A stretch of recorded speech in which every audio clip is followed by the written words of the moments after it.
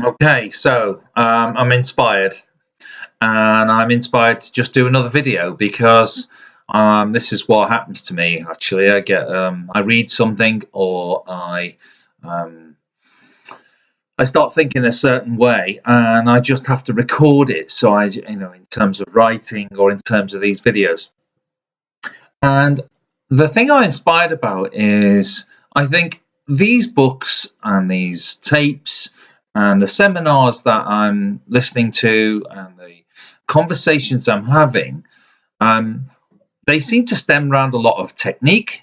They stem around different practices, different lists of methodology almost to try and sort of navigate life in a different way. And I think ultimately what people are searching for is to be inspired enough to change um, in the first place, and then secondly to make that change quite substantial, and fundamental to your life going forward. Now, change is not a dirty word in any, particularly not for me anyway. And I think a lot of people say, "Well, you know what? I'm actually quite happy with what I'm doing, and I don't need to change." And that's perfectly fine. I don't disagree with that whatsoever. But for me, there are certain things that I want to do, and one of those things is to keep developing, keep learning. Um, Now, that's not to say that I'm putting myself on any kind of pedestal. I'm not better than one person on this planet, but what I do know is that I'm better than I used to be, in pretty much all respects now. I'm really working on that. But I'm inspired because I thought, well, with all these books and all these tapes and these uh, ideas and philosophies, they're useless really unless you start to apply them, and this is what I want to talk about. This I've talked about being a do-do rather than a dodo. And I've said, have an idea and follow it, and if you don't follow the idea, then it dies. So it's all about the practical application of these things that I'm inspired around, because they do reap results. And I think that's what we're after. I mean, there's a lovely quote in some of this literature, one of which is infinite patience delivers immediate results. And I think that's a difficult dichotomy or a paradox almost to consider, because you think, well, if I'm waiting forever and ever and ever, then how am I going to get any results? And that's where that's your ego mind kicking in, because it and it wants it now. And I think that's what we're after. There's a kind of a shortcut society that we live in now. That if you want something, you can order it online, and it can pretty much be on your doorstep in the afternoon, or even the following morning. And we sort of function in that way. For me, I've let that go, and one of the biggest issues I had was impatience, and I'm working on it every day. So, in terms of this, I do want to be able to practically apply these things, but I am prepared to wait, for those things to manifest. So, how do we do that? How do we apply these things? And there was an example this morning with my boys getting ready for school, and Finn, my eldest boy, he's not a morning person at the moment. Some of us aren't morning people, and eventually he got going. And he was up, and he was, by the time he left for school, he was nice and bright. But I looked at the way that he rose in the morning, and why he was grumpy, and you know I think ultimately the people say, well, okay, I'm just not feeling it today. And whilst that is okay most of the time, I think if you take a step back and you say, well, where did that feeling come from? then I think we all know, when we're honest with ourselves, that the first thing that happens is a thought. Now, it could be, oh God, I haven't had enough sleep, or oh, I'm just, I've got a backache, I've got to go to work. So everything really starts with a thought. Everything. So if you start with the thought, then you're on to a little bit of a different path. And by saying, well, I'm just not feeling it today, it's an excuse. However, whichever way you look at it, it's an excuse, and you are choosing, I feel, you're choosing that label, and you then immediately live up to that. And even the label of I'm not a morning person, we live up to that. Now, if that's fine with you, then that's fine with you. But I think if you explore it and you want to change any of that, and I'm not bad in the mornings really, and I'm getting better, So I think the way I view it now is everything, and I mean everything, starts with a thought. So if you're thinking it's it's going to be a grotty morning, then it's going to be a grotty morning. But you have in that space that situation there, and Bob Proctor talks about the distance between yourself and a situation, and that's where you do the work. If you want to do that work, then it's choice. Okay, so for me, I'm inspired around that idea, and so in terms of practical application for your day, if you choose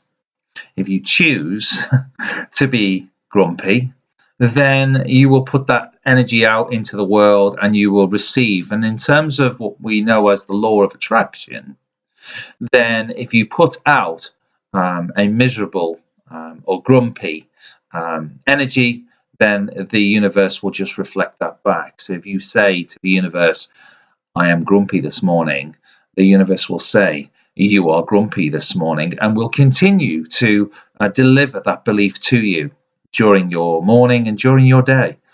So we are choice-making animals, really. And that in itself is an exciting sort of concept when you really look at it. And you say, can I change that thought? There's a book called Change Your Thoughts, Change Your Life. Again by Wayne Dyer, and this again has been hugely influential to me in turning in a turning point, I suppose, for my life. And there's this is what this page is all about. It's turning points, and I put the S on the end because it's not a destination. It's opportunities, I suppose, in your life, in your day to day, to make subtle changes in order to live perhaps a more fulfilled experience. So there is a choice here, and people can say, "Well, no, my circumstances are such that I haven't got an awful lot of money.